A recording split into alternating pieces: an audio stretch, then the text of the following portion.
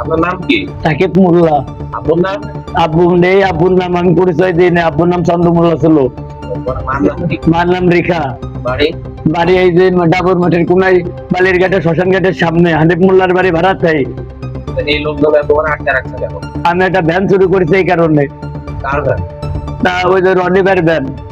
Van চুরি করছো কেন? ভ্যান চুরি করেছি এই জন্য, তার ভ্যানে কোনো তালা মারা নেই, কোনো আগলা জায়গা পড়ে রয়েছে বাইরে রাস্তার উপরে। আমি ভ্যানটা নিয়ে চলে গেলে, ওই দিক দিয়ে চলে গেলে আমি কিন্তু চলে যেতে পারতাম নতুন হাটের দিকে। আমি কিন্তু ভুল করে ফেলাইছি স্ট্যান্ডের দিকে আইসে, যে মায়ের খাবো এই কারণে। এই আমার কপালে ছিল এই কারণে।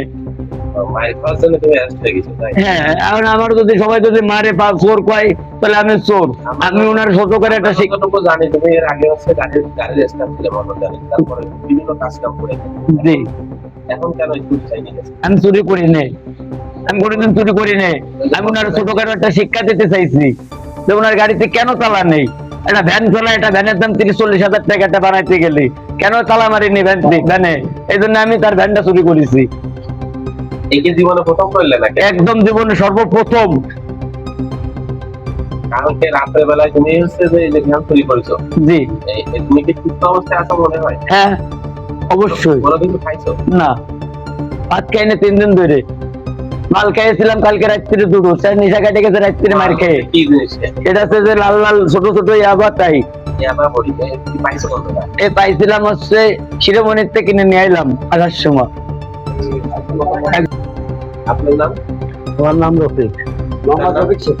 আব্দুল শেখ। কি হয়েছে আপনাদের গাড়ি চুরি করে? গাড়িটা চুরি হয়ে গেছে। আমি বাড়ি থেকে আসার সময় শুনতে পারে যে বাণিজ্য সমিতিতে আমার ওই ছেলের গাড়ি চুরি করে নিয়ে গেছে। তোরও ধরা পড়েছে, গাড়ি ধরা পড়েছে।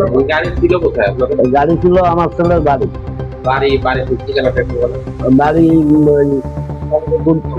ফুটবল বাড়ির পাশের বাড়ি, দামোদর উত্তর ভাড়া। আচ্ছা, গাড়ি তো আপনার না? আগে আসলে গাড়ি আপনি কিভাবে রাখছিলেন, কি দেখি বলেন তো? আমার গাড়ি তোমার বাড়ির সামনেই থাকে, ওইভাবেই তো তালা দেওয়া লাগে না, কারণ কি আমি তো 12-13 বছর ধরে ওইভাবেই থাকি। মানে এলাকা নিরাপদ, সেইভাবে রাখা কোনো সমস্যা হয় না। তো আজকে কিভাবে আপনি জানতে পারলেন যে আপনার গাড়ি চুরি হয়েছে? আজকে আমি তোমার বাবা ফোন দিছিল, দিয়ে আমার বলবো যে তোমার গাড়ি চুরি হয়ে গেছে। তারপরে সেইভাবে আমি ফোন দেখাই, বলবো যে বলে ফেলেছি, সেইভাবে আইসে বলে ফেলেছি। যেভাবে আপনারা মনে করেন যে আপনার গাড়ি খারাপ করতেছেন, এটা আপনার গাড়ি। হ্যাঁ, আমি প্রথমে বলেছি যে এই গাড়িটা আমাদের। আর ওই চোর দেখে চোরই বলেছে যে হ্যাঁ গাড়িটা রনিদার গাড়ি। আমি সেইভাবে আমরা গাড়িটা বংশমিত্রিতে আছে, চোরও আছে। এখন আপনারা চাচ্ছেন কি? আমরা চাচ্ছি একটা চালে যাবে এখন বন সমিতির গাড়ি সেক্রেটারি যা পাবে। চোরের বিষয়ে আপনাদের কি মত? চোরের বিষয়ে আমাদের আপাতত কোনো মনুষ্যৎ নাই। এখন সেক্রেটারি আসার পরে উনি যেটা ভালো বলবে এইটাই। সেক্রেটারি সাহেব যে বিচার করেন সেটা হ্যাঁ, এটা তো? ওইটাই। আচ্ছা, ধন্যবাদ। আমি মোহাম্মদ মিজানুর রহমান, ফুলতলা বাজার বণিক কল্যাণ সোসাইটির ফার্স্ট মেম্বার। আমরা এসে দেখতে পাচ্ছি যে আপনাদের এখানে একটা চোর আটকানো। এই চোর কি চুরি করছে আর কিভাবে ধরা পড়ছে একটু বিস্তারিত বলেন। সে চোর দামোদর উত্তরপাড়া রফিক মামার বাড়ির থেকে একটা ভ্যান চুরি করে নিয়ে যাওয়ার পথে আমাদের 915 হাতে ধরা পড়ে। যখন কোথায় ধরা পড়ছে? এটা হচ্ছে মেন রোডে, আপনার ওই মানে বাস স্ট্যান্ড একটু আগে ধরা পড়ছে থানার। ধরা পড়ার পর আপনি জানতে পারলেন কিভাবে? আমি জানতে পারলাম আমাদের 915 সিকিউরিটি ইনচার্জ আমাকে 6:50 সময় রিং দিছে। ওরা ধরছে আরো সকালে, মানে 5টার পরই, যে আমার বলতে যে ব্যাপার বস একটু অফিসে আসেন, আমরা একটা ভ্যান চোর ধরছি, ভ্যান সহ। তখন আমি আসলাম, আসার পরে দেখি কি এর কাছে আমিও জিজ্ঞাসাবাদ করছি, তারা তো জিজ্ঞাসাবাদ করছে, তাতে চোর প্রমাণিত হয়েছে। এবং আমি এসে জিজ্ঞাসাবাদ করার পরে দেখি কি বাস্তবিক ভ্যান চুরি করে নিয়ে আসছে। বলতে থাকো। ভ্যান চুরি করে নিয়ে আসে, পরে ভ্যানের চোরের নাম, মানে ওর নাম টাম তো বললো, পাশাপাশি যাদের বাড়িতে চুরি করছে তাদেরও খবর দিছি, তারাও এসে তাদের ভ্যান তারা শনাক্ত করছে যে হ্যাঁ আমাদের ভ্যান সেভাবে আছে। এখন আসলে যেটা এই যে চুরি করছে, এর চুরির মূল পিছনে হচ্ছে নেশাখোর।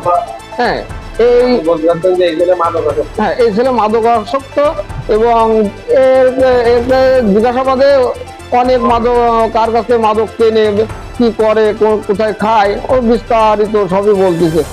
এখন আমার আমরা যতটুকু জানতে পারছি যে এই মাদক ফুলতলা থেকেই কেনে এবং ফুলতলা থেকে খাওয়া দাওয়া করে।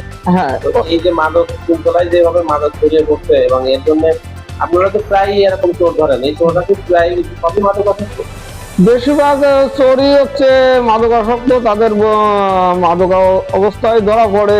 হ্যাঁ, আর এই জন্যে এই চোর আসলে কখনোই এই চুরি বন্ধ হবে না যদি না মাদকাসক্ত এই মাদকের ব্যাপারে প্রশাসন কোনো পদক্ষেপ না নেয়। আমরা রিপোর্ট করতে এসে মূলত কতগুলো চোর ধরা পড়ছে, মেজরিটি ব্যক্তি মাদক আসক্ত, আপনার সাথে আমি একমত। কিন্তু দেখা গেছে যে এই মাদকটা তো ফুলতলার বাইরে থেকে আসে না, ফুলতলার ভিতরে কেউ না কেউ বিক্রি করে, সেইভাবে এরা খায়। তো এই যে মাদক বন্ধ কেন হচ্ছে না বা মাদকের বিষয়টা নিয়ে আপনার অনুভব? মাদক আমাদের ফুলতলার থেকেই আসলে যারা করে তাদের আগে ভাবে জিজ্ঞাসাবাদে জানা গেছে যে এরা স্থানীয় পর্যায়ে মাদক কেনা বেচা করে এবং কিনে সেখান থেকে খায়। আর এর ব্যাপারে আমরা তো আমাদের থেকে আমরা পদক্ষেপ নিই এবং বিভিন্ন সময় ধরে থানায় দিই।